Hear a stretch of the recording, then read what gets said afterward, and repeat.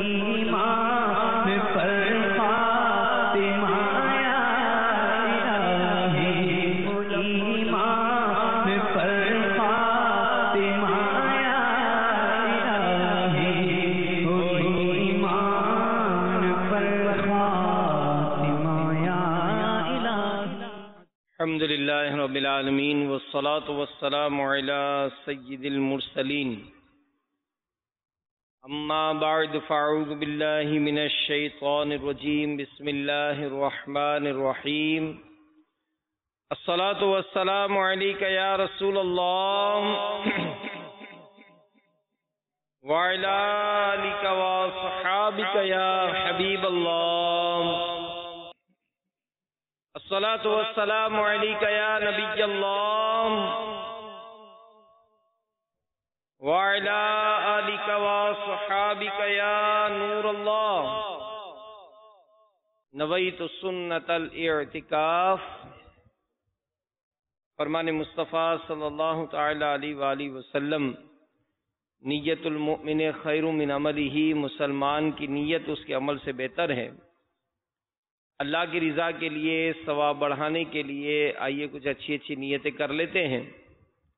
رضا الہی کے لیے، حصول ثواب کے لیے، علم دین حاصل کرنے کے لیے بیان میں شریک رہوں گا انشاءاللہ۔ تعظیم علم دین کی خاطر جتنا ہو سکا دو زانوں بیٹھ کر کان لگا کر توجہ کے ساتھ سنوں گا۔ جو باتیں سنوں گا اسے یاد رکھوں گا، عمل کروں گا، دوسروں تک پہنچانے کی کوشش کروں گا۔ القول البدیع میں ہے، حضرت سیدنا شیخ احمد بن منصور علیہ رحمت اللہ الغفور کو وفات کے بعد کسی نے خواب میں اس حال میں دیکھا کہ وہ جنتی حلہ یعنی جنتی لباس زیبتن کیے، موتیوں والا تاج سر پر سجائے، شیراز کی جامع مسجد کے محراب میں کھڑے ہیں۔ خواب دیکھنے والے نے پوچھا کہ اللہ عز و جل نے آپ کے ساتھ کیا معاملہ فرمایا؟ کہا اللہ عز و جل نے مجھے بخش دیا، میرا اکرام فرمایا اور موتیوں والا تاج سجا کر مجھے جنت میں داخل فرمایا۔ پوچھا کس سبب سے؟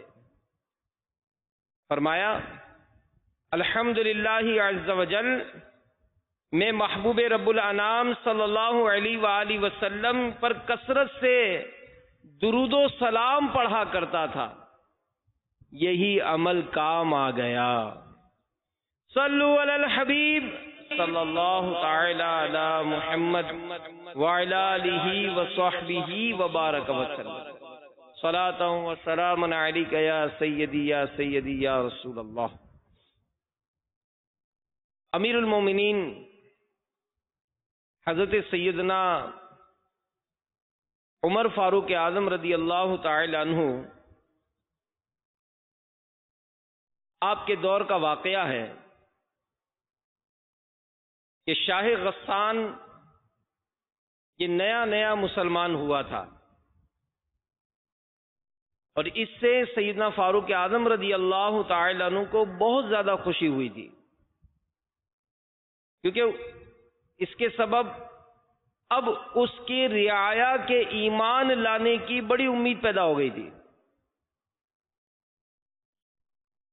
دوران طواف شاہ غسان کے کپڑے پر کسی غریب اعرابی کا پاؤں آ گیا۔ غصے میں آ کر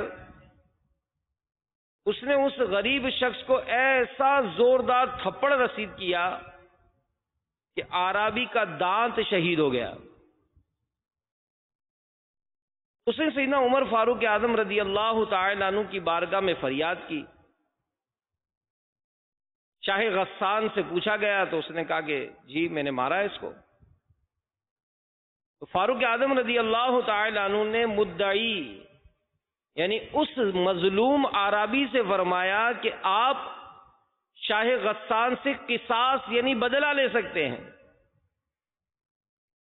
اب یہ بادشاہ تھا. یہ سن کر شاہ غسان کو برا لگا اور کہنے لگا کہ ایک معمولی شخص مجھ سے بادشاہ کے برابر کیسے ہو گیا، جو اس کو مجھ سے بدلہ لینے کا حق حاصل ہو گیا. فاروق اعظم رضی اللہ تعالی عنہ نے فرمایا کہ اسلام نے تم دونوں کو برابر کر دیا ہے. شاہ غسان نے قصاص یعنی بدلے کے لیے ایک دن کی مہلت لی اور رات کے وقت نکل بھاگا اور مرتد ہو گیا. تو میرے میٹھے میٹھے اور پیارے پیارے اسلامی بھائیوں، مدنی چینل کے ناظرین، امیر المومنین سیدنا عمر فاروق اعظم رضی اللہ تعالی عنہ یہ حقوق العباد کے معاملے میں کسی کی رعایت نہ فرماتے تھے. یعنی بندوں کے جو حقوق ہیں اس بارے میں کسی کی رعایت نہیں فرماتے تھے. یعنی آپ نے شاہ غسان جیسے بادشاہ کی ذرہ برابر بھی رعایت نہ فرمائی، اور اس بد نصیب کے اسلام سے پھر کر دوبارہ کفر کے گڑھے میں کود جانے سے بھی اسلام کو کوئی نقصان نہیں پہنچا. کہ اگر سیدنا فاروق اعظم رضی اللہ تعالی عنہ رعایت فرما دیتے تو شاید اسلام کو ضرر یعنی نقصان پہنچتا، اور لوگوں کا اس طرح کا ذہن بنتا کہ اسلام کمزور کو طاقتور سے معاذ اللہ حق نہیں دلوا سکتا. تو یہ عادلانہ نظام، یعنی جو امن تھا، جو انصاف ہوا کرتا تھا، یہ اسی کی برکت تھی کہ ایک روز فاروق اعظم رضی اللہ تعالی عنہ یہ بغیر کسی محافظ کے بے خوف و خطر گرمی کے موسم میں ایک درخت کے نیچے پتھر پر اپنا سر مبارک رکھ کر سو رہے تھے کہ روم کا قاصد ان کی تلاش میں ادھر آ نکلا اور انہیں سوتا دیکھ کر حیران رہ گیا کہ یہی وہ شخص ہے جس سے ساری دنیا لرزہ بر اندام ہے. پھر وہ بول اٹھا کہ اے عمر، آپ عدل کرتے ہیں، حقوق العباد کا خیال رکھتے ہیں، تو آپ کو پتھروں پر بھی نیند آ جاتی ہے، اور ہمارے بادشاہ ظلم کرتے ہیں، بندوں کے حقوق پامال کرتے ہیں، انہیں مخملی بستروں پر بھی نیند نہیں آتی. تو میرے میٹھے میٹھے اور پیارے پیارے اسلامی بھائیوں، الحمدللہ ہم مسلمان ہیں.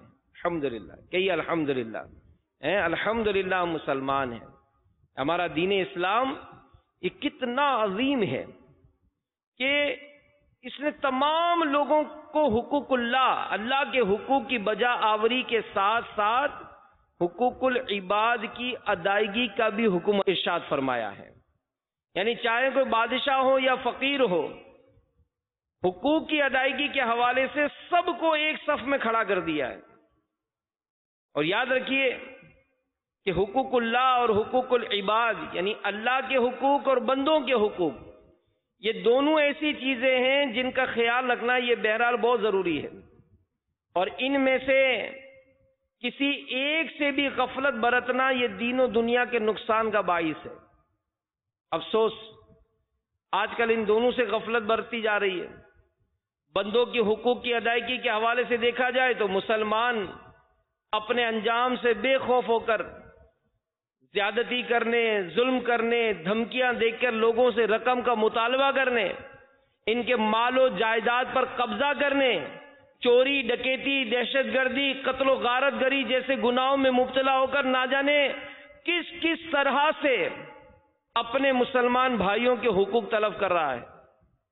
یاد رکھیے کہ مسلمانوں کا حق دبانا، ان کو کسی بھی طرح ستانا، ان کا دل دکھانا، یہ حرام اور جہنم میں لے جانے والا کام ہے. اللہ عز و جل مسلمان کو بلا وجہ ستانے کے بارے میں ارشاد فرماتا ہے، والذین یؤذون المؤمنین والمؤمنات بغیر ما اکتسبوا فقد احتملوا بہتانا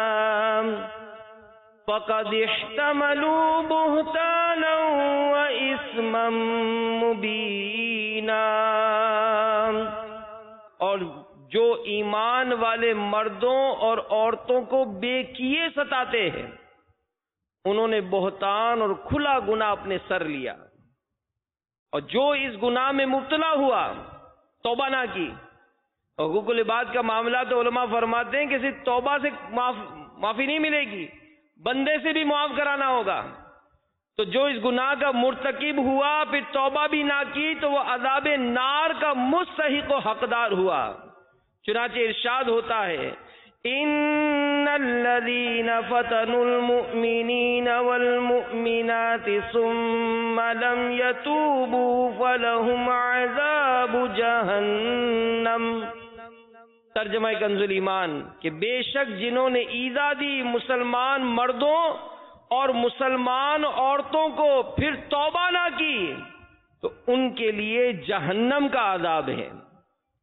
تو میٹھے میٹھے اسلامی بھائیوں، مدنی چینل کے ناظرین، دیکھا آپ نے کہ اللہ عز و جل نے مسلمان کے حقوق کی پاسداری نہ کرنے، اسے ظلم و ستم کا نشانہ بنانے والے کو عذاب نار کی وعید سنائی ہے۔ اس کے علاوہ بھی احادیث مبارکہ میں اس کی ممانعت ہوئی۔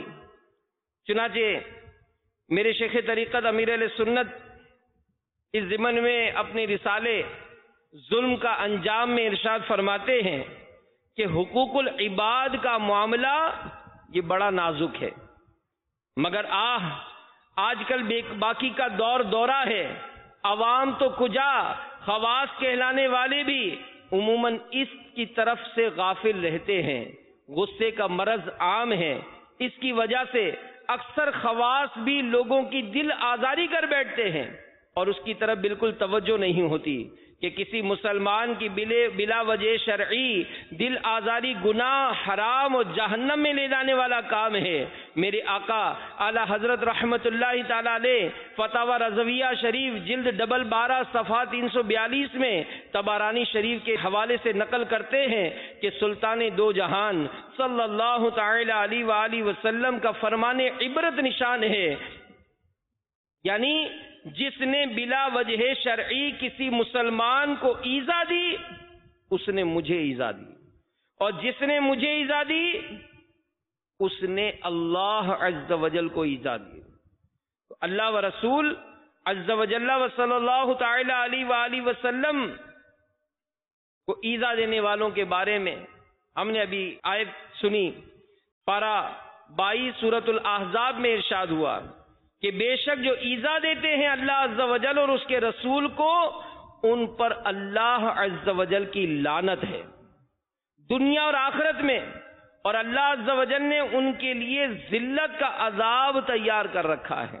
تو بسا اوقات انسان کو جب شہرت ملتی ہے، انسان کو جب کوئی اقتدار ملتا ہے، مال و اسباب ہو جاتا ہے، کوئی لیول اپ ہو جاتا ہے، مثال آپ دفتر میں کلرک تھے تب آپ کا انداز کیا تھا، اب آپ افسر بن گئے، آپ آئے تھے تو عام مشین مین تھے، اب آپ سپروائزر بن گئے، آپ کا انداز کیا ہے؟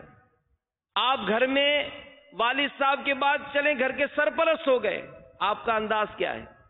آپ ہو سکتا ہے اپنے علاقے میں کچھ آپ کا نام ہے، اب اس نام کی وجہ سے آپ کی طرف لوگوں کا رجوع ہے، آپ کا انداز کیا ہے؟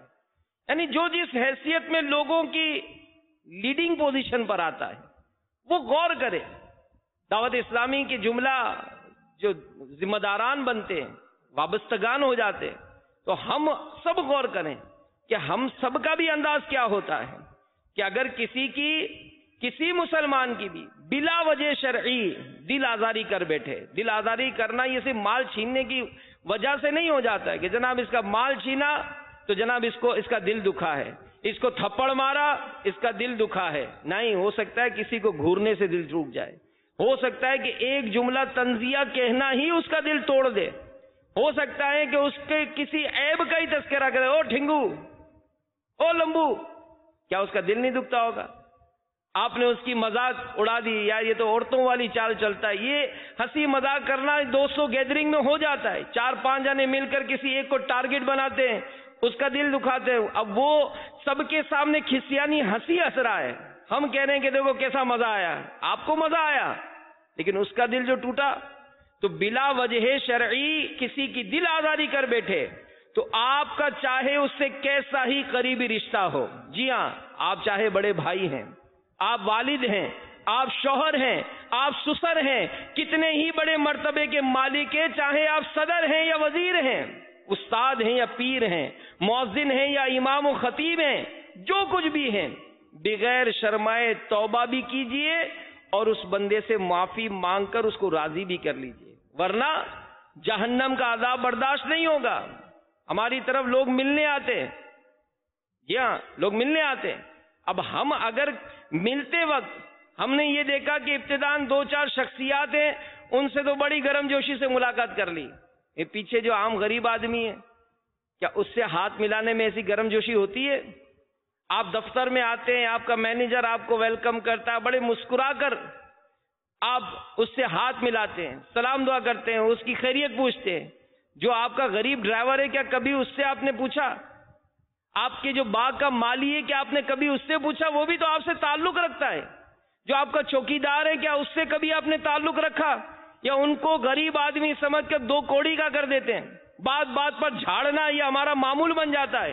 دکان پر سیٹ بن کر بیٹھتے ہیں تو ملازموں کو مطلب جس طرح چاہیں ہم غصے سے لتاڑ دیں، جھاڑ دیں، اور وہ غریب آدمی بھی یہ سوچ کر کہ یار سیٹ سے الجھوں گا تو کہیں ایسا نہ ہو یار میری چھٹی ہو جائے، یہ سیٹ کا بڑا لڑکا ہے بھائی، یہ تو جو کہے اپنے کو برداشت کرنا پڑے گا، کہیں یہ چھٹی کر دے گا اپنے کو تو نوکری بھی نہیں ملے گی۔ آپ کے شر سے ڈرتا ہے، وہ آپ کے شر سے ڈرتا ہے کہ میں اگر کچھ اس کو کچھ کہہ دوں گا تو کہیں میری نوکری نہ چھوٹ جائے، یہ افسر ہے، کہیں میرے خلاف کوئی ایسی رپورٹ لکھ دے گا تو میرا تو کچھ کا کچھ ہو جائے گا، میری ترقی رک جائے گی۔ تو جو اس طرح کا معاملہ کر کے کسی کا دل دکھایا ہے تو معافی مانگ لیجئے، ورنہ جہنم کا عذاب برداشت نہیں ہو سکے گا۔ سنیے، حضرت سیدنا یزید بن شجرہ رحمت اللہ تعالی علیہ فرماتے ہیں، جس طرح سمندر کے کنارے ہوتے ہیں اسی طرح جہنم کے بھی کنارے ہیں، جن میں بختی اونٹوں جیسے سانپ، خچروں جیسے بچھو رہتے ہیں۔ اہل جہنم جب عذاب میں کمی کے لیے فریاد کریں گے، حکم ہوگا کناروں سے باہر نکلو، وہ جو ہی نکلیں گے وہ سانپ انہیں ہونٹوں اور چہروں سے پکڑ لیں گے اور ان کی کھال تک اتار دیں گے۔ وہ لوگ وہاں سے بچنے کے لیے آگ کی طرف بھاگیں گے، پھر ان پر کھجلی مسلط کر دی جائے گی، وہ اس قدر کھجائیں گے کہ ان کا گوشت پوشت سب جھڑ جائے گا اور صرف ہڈیاں رہ جائیں گی۔ پکار پڑے گی کہ اے فلاں، کیا تجھے تکلیف ہو رہی ہے؟ وہ کہے گا ہاں، تو کہا جائے گا یہ اس ایذا کا بدلہ ہے جو تو مومنوں کو دیا کرتا تھا۔ ہماری زبان بہت تیز ہے، بہت تیز ہے، ہم جس طرح چائے بول دیتے ہیں بھائی، اپنے کو بولنے کا بڑا فن ہے، ہم نے تو دنیا گھومی ہے، ہم کو پتا ہے کس لیول سے کس طرح سے بات کی جاتی ہے۔ میں نمٹ لوں گا اس سے، کیا میرے آگے مطلب ترم خان بنتے، 2 کوڑی کا آدمی۔ اس طرح سے ہم اپنی شخصیت کے بلبوتے پر، اپنی سورس کے بلبوتے پر سامنے والے کو ذلیل کر دیتے۔ آپ دیکھیں آج کل معاشرے میں آپ کو ایسے بے شمار واقعات ملیں گے، اپنے بارے میں بھی غور کریں، معاشرے پر غور کریں کہ یہ جو آج جو ڈانٹ رہا ہے، یا آج جو جھاڑ رہا ہے، یا آج جو سرے عام اس کی پٹائی کر رہا ہے، در حقیقت آج اس کو قہر تسلط ہے اس پر، یہ جس طرح چاہے اس کے ساتھ بیہیو کر رہا ہے، مگر رب کی پکڑ بہت سخت ہے۔ اب ذرا اس روایت پر ہی اندازہ لگائیں کس قدر ذلت و خواری ہوگی، تانبے کے ناخن ہوں گے، کھجلی مسلط کی جائے گی، بندہ جب کھجائے گا ان تانبے کے ناخنوں سے وہ اپنا گوشت ہی جھاڑ دے گا، یہاں تک کہ ہڈیاں رہ جائیں گی، اور پکار ہوگی کہ اے فلاں بتاؤ کیا تکلیف ہو رہی ہے؟ اب ایک چیرا اگر ہمارے جسم پر پڑ جاتا ہے ہمیں کتنی تکلیف دیتا ہے، ان ہاتھوں سے جب اپنے جسم کا گوشت نوچ رہے ہوں گے، آپ بتائیں کیسی تکلیف ہوگی؟ وہ کہے گا کہ ہاں بہت تکلیف ہو رہی ہے، تو کہا جائے گا یہ اس ایذا کا بدلہ چکھو جو تم لوگوں کو دیا کرتے تھے۔ تو میرے میٹھے میٹھے اسلامی بھائیوں، اے مدنی چینل کے ناظرین، مسلمان کو ایذا دینا یہ مسلمان کا کام نہیں ہے، جی ہاں، مسلمان کا کام نہیں ہے۔ کہ اپنے مسلمان بھائی کو ایذا دے. ہم اپنی بلڈنگوں پر غور کریں کہ اگر بلڈنگ میں بھی بعض ہوتا ہے کوئی ایسا، محلے میں کوئی ایسی ہوتی ہے تیز ترار کہ جن کی زبان بہت تیز چلتی ہے، تو ہماری چرب زبانی، چاہے وہ عورت ہو مرد ہو، گالیاں دیتے ہیں گندی گندی اور طرح طرح کے الزامات لگائے جاتے ہیں. سامنے والا بھی اس کے شر سے بچنے کے لیے گھر کا دروازہ بند کر لیتا، نہ بابا اس سے کون نمٹے گا.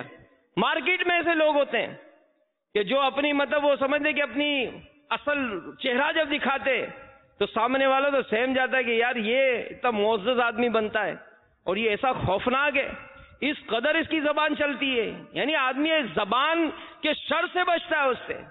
تو مسلمان کا کام یہ نہیں کہ مسلمان دوسرے مسلمان کو تکلیف دے، بلکہ مسلمان کا کام تو یہ ہے کہ مسلمان کو ایذا دینے والی چیزیں دور کر دے.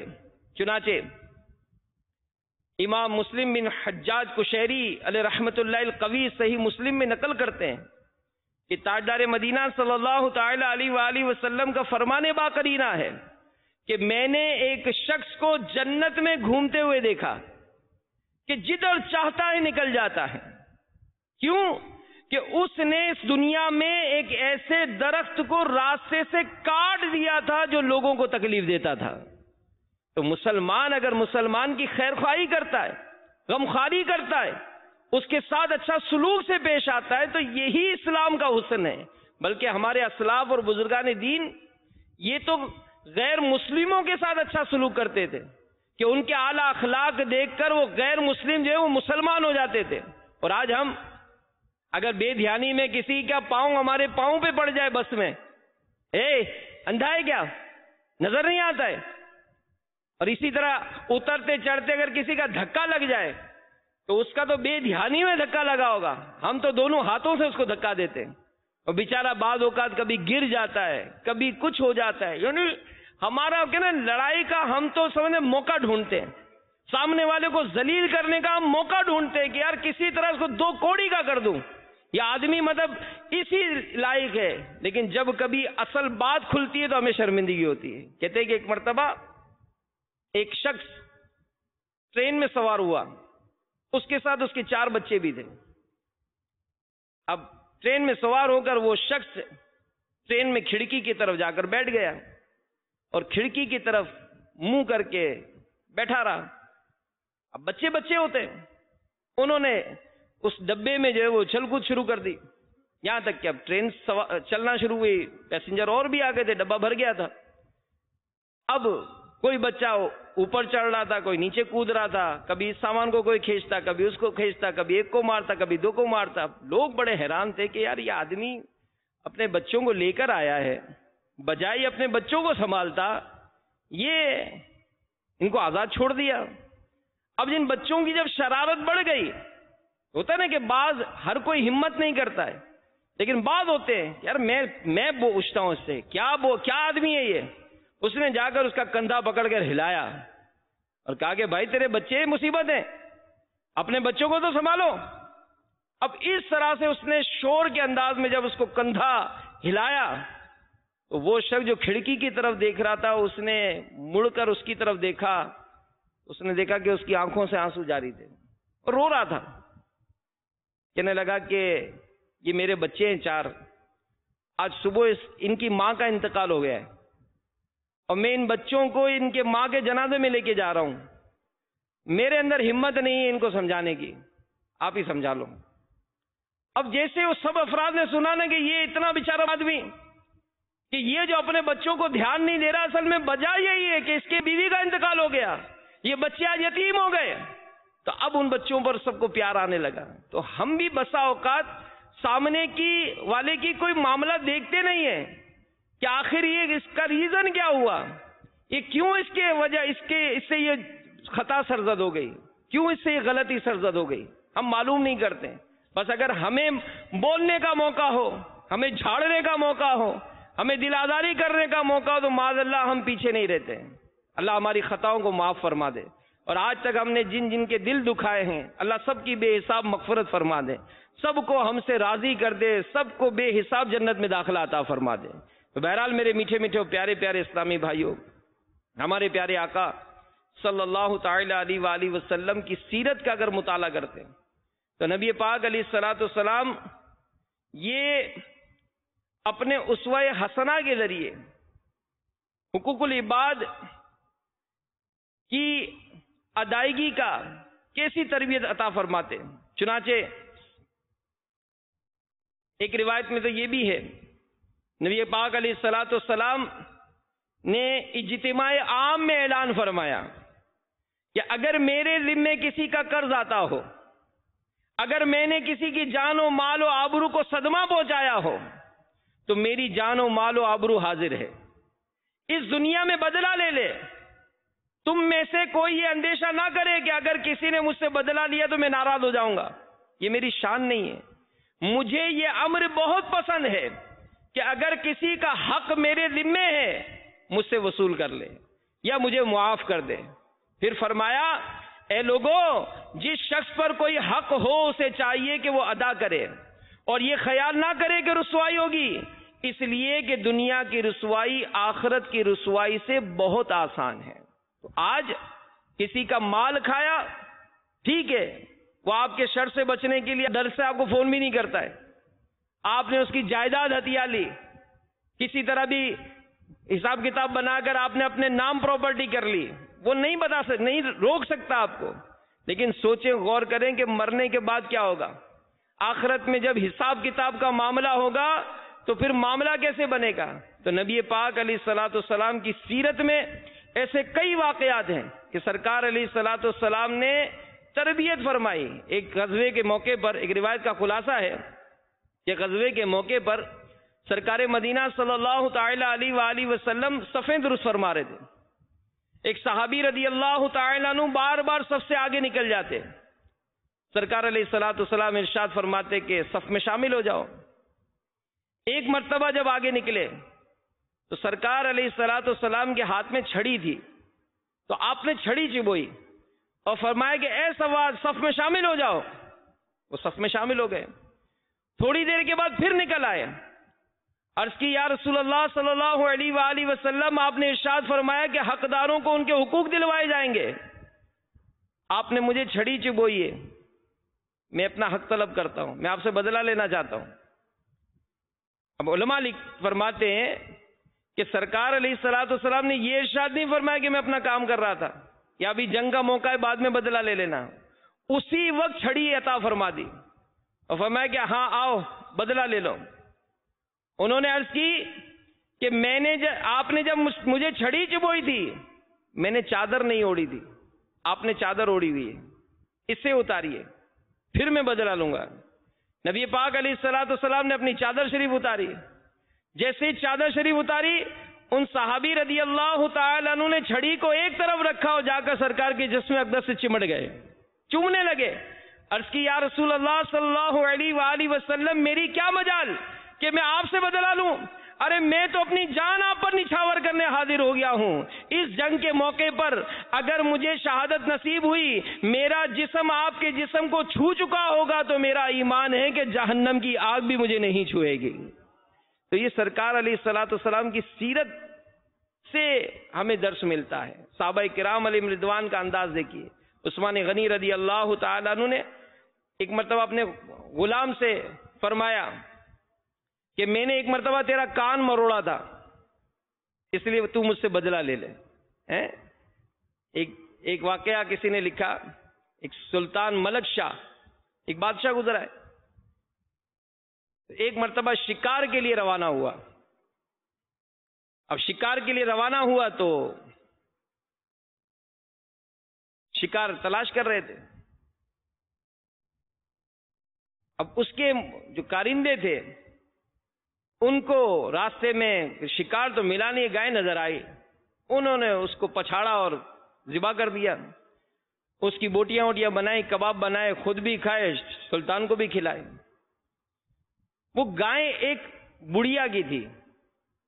اس بڑھیا کو جب پتا چلا کہ یہ سلطان کے آدمی اس کے جانور کو کھا گئے کاٹ پیٹ کے، تو وہ شہر میں ایک مقام پر کھڑی ہو گئی، پل کے پاس جہاں سے سلطان کی سواری گزرتی تھی.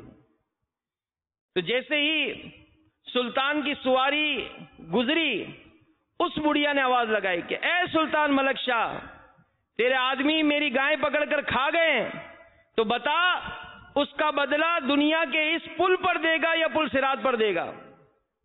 اب جیسے ہی اس نے وہ بڑھیا کی آواز سنی تو فوراً اپنی سواری کو روکا، بڑھیا کو بلایا، معاملہ پوچھا، کنفرم کیا، تو پتا چلا یہ تو ہوا معاملہ۔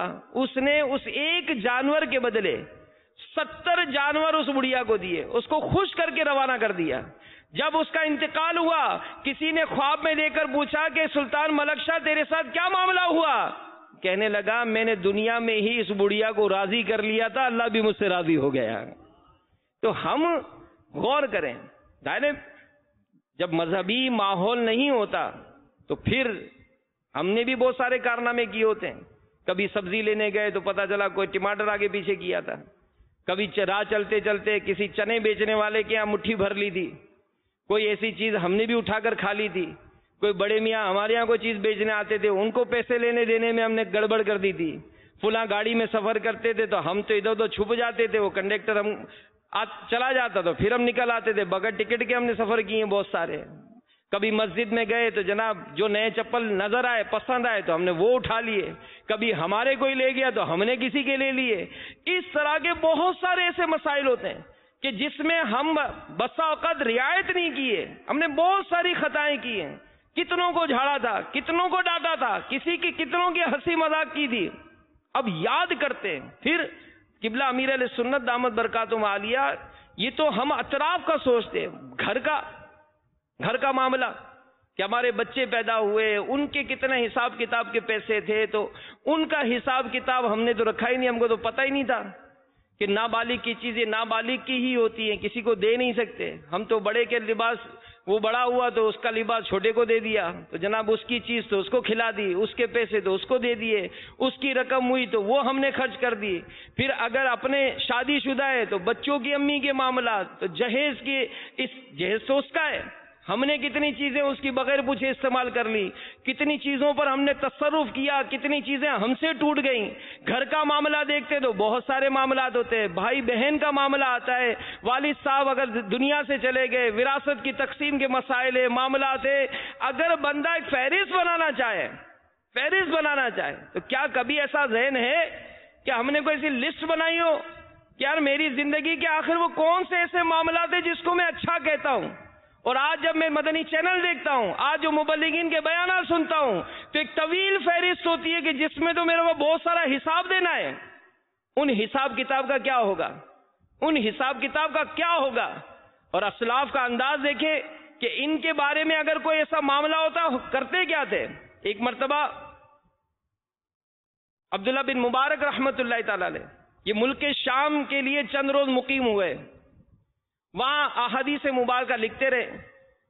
ایک بار ان کا قلم ٹوٹ گیا، اب کسی سے قلم لیا، واپسی پر بھولے وہ قلم وطن ساتھ لیتے آئے، جب یاد آیا اوہو فلاں کا قلم تو میرے پاس رہ گیا، تو قلم واپس دینے کے لیے آپ رحمت اللہ تعالی نے اپنے وطن سے ملک شام کا سفر اختیار کیا۔ اب ہم کو تو کوئی دے لکھنے کے لیے، ہم بلکہ مانگنا بھی نہیں چاہیے، اپنی چیز اپنے پاس رکھیں، مانگتے ادھر قلم دینا۔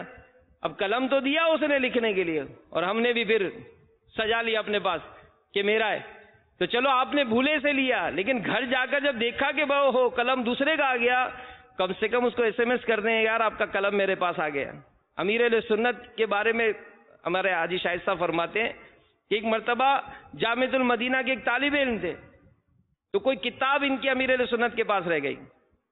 اب امیر علیہ سنت نے جب کتاب واپس عطا فرمائی تو ساتھ میں ایک پرچی تھی کہ میں نے آپ کی کتاب کا بہت احتیاط سے مطالعہ تو کیا، لیکن مطالعہ کرتے کرتے ایک صفحہ جو ہے وہ ایک جگہ سے پھٹ گیا تھا، تو میں بہت معافی چاہتا ہوں کہ مجھ سے یہ معاملہ ہو گیا، تو آپ چاہیں تو اس کی رقم مجھ سے لے لیں، مجھے معاف کر دیں۔ اس طرح سے وہ اس ٹائم بھائی پرچی پڑھتے گئے اشبار ہو گئے، کہا کہ میں کتاب کو ڈھونڈتا رہا کہ آخر وہ صفحہ کہاں ہے۔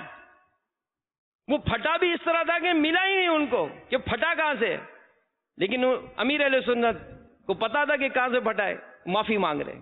تو کیا ہمارا کوئی ایسا انداز ہے کہ ہم کسی کی کوئی ایسی چیز لیں تو کوئی ہم بھی مطلب اس میں معافی تلافی کا کوئی سلسلہ کریں، بلکہ ہمارا مطلب زبانی کلامی ہوتا ہے، زبانی کلامی ہوتا ہے کہ ہم زبانی کلامی اگر کچھ بات کرتے ہیں تو لفاظ ہی بہت ہے کہ بھائی مجھے یوں کر دے، مجھے معاف کر دے، لیکن ہمارا پریکٹیکلی جو ہے معاملہ بہت کمزور ہوتا ہے۔ دنیا میں معافی تلافی کر لیں گے تو آخرت کی پکڑ سے بچیں گے۔ پھر بعض ایسے معاملات ہوتے ہیں کہ کئی ایسے لوگ ہوتے ہیں جن کے اپنے حق ضائع کیے، حق طلب کیے، اب ہمیں تو یاد ہی نہیں کہ ان کا کون کون کہاں کہاں تھے، بھائی چنے کھائے تھے بچپن میں اٹھا کر، ہمیں تو یاد ہی نہیں کہ وہ بابا جی اب زندہ بھی ہیں کہ نہیں۔ تو ایسے لوگ جن کے ہم نے حق ضائع کیے، ان سے معافی تلافی کا کیا سلسلہ ہوگا؟ امیر علیہ السلام فرماتے ہیں کہ ہر نماز کے بعد ان کے لیے دعائے مغفرت کیجیے۔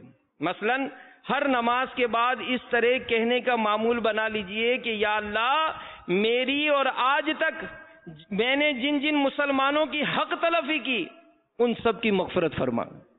یہ دعا کرتے رہیں تو امید ہے کہ اللہ تعالی معافی کے اسباب عطا فرمائے گا۔ اس ضمن میں میرے امیر اہل سنت ایک روایت نقل کرتے ہیں کہ نبی پاک علیہ الصلوۃ والسلام نے ایک مرتبہ تشریف فرما دے تو تبسم فرمایا۔ فاروق اعظم نے عرض کی یا رسول اللہ آپ پر میرے ماں باپ قربان، آپ نے کیوں تبسم فرمایا؟ ارشاد فرمایا کہ میرے دو امتی اللہ کی بارگاہ میں دو زانوں گر پڑیں گے، ایک عرض کرے گا یا اللہ اس سے میرا انصاف دلا، اس نے مجھ پر ظلم کیا تھا۔ اللہ عز و جل دعویٰ کرنے والے سے فرمائے گا کہ اب بیچارہ یعنی جس پہ دعویٰ کیا ہے وہ کیا کرے، اس پہ کوئی نیکی نہیں۔ وہ عرض کرے گا کہ میرے گناہ اس کے ذمے ڈال دے۔ تو سرکار علیہ الصلوۃ والسلام رو پڑے، فرمایا وہ دن بہت عظیم ہوگا، کیونکہ اس وقت یعنی بروز قیامت ہر ایک اس بات کا ضرورت مند ہوگا کہ اس کا بوجھ ہلکا ہو۔ اللہ عز و جل مدعی سے فرمائے گا دیکھ تیرے سامنے کیا ہے؟ وہ عرض کرے گا اے پروردگار میں اپنے سامنے سونے کے بڑے بڑے شہر اور بڑے بڑے محلات دیکھ رہا ہوں جو موتیوں سے آراستہ ہیں۔ یہ شہر عمدہ محلات کس پیغمبر، کس صدیق، کس شہید کے لیے ہیں؟ اللہ عز و جل فرمائے گا یہ اس کے لیے جو اس کی قیمت ادا کرے۔ بندہ عرض کرے گا ان کی قیمت کون ادا کر سکتا ہے؟ اللہ عز و جل فرمائے گا تو ادا کر سکتا ہے۔ وہ عرض کرے گا کس طرح؟ اللہ عز و جل فرمائے گا اس طرح کہ اپنے بھائی کے تمام حقوق معاف کر دے۔ بندہ عرض کرے گا میں نے سب حقوق معاف کیے۔ اللہ عز و جل فرمائے گا اپنے بھائی کا ہاتھ پکڑو اور دونوں اکٹھے جنت میں چلے جاؤ۔ پھر سرکار علیہ الصلوۃ والسلام نے ارشاد فرمایا اللہ عز و جل سے ڈرو، مخلوق میں صلح کراؤ، کیونکہ اللہ عز و جل بھی بروز قیامت مسلمانوں میں صلح کرائے گا۔ معافی تلافی کر لیجئے ایک دوسرے سے۔ اللہ تبارک و تعالی ہمیں حقوق العباد ادا کرنے کی توفیق عطا فرمائے۔ اس ضمن میں ایک بڑا پیارا اور اہم رسالہ میرے امیر اہل سنت نے تحریر فرمایا ہے، ظلم کا انجام۔ یہ رسالہ مکتبۃ المدینہ سے حاصل کیجئے، بڑے سائز میں صرف 15 روپے ہدیہ پر، اور جیبی سائز میں تو شاید یہ 7-8 روپے کا ہوگا۔ اس کو حاصل کیجئے، ایک دفعہ پڑھ لیں اس کو۔ دعوت اسلامی کی ویب سائٹ پر بھی یہ ڈاؤن لوڈ ہو جائے گا، اس کو حاصل کیجئے، پڑھیے، بہت ساری معلومات ہوں گی۔ اللہ عمل کی توفیق عطا فرمائے، آمین بجاہ النبی الامین صلی اللہ تعالی علیہ وآلہ وسلم۔ صلو علی الحبیب صلی اللہ تعالی علیہ وآلہ وسلم۔ ایمان پر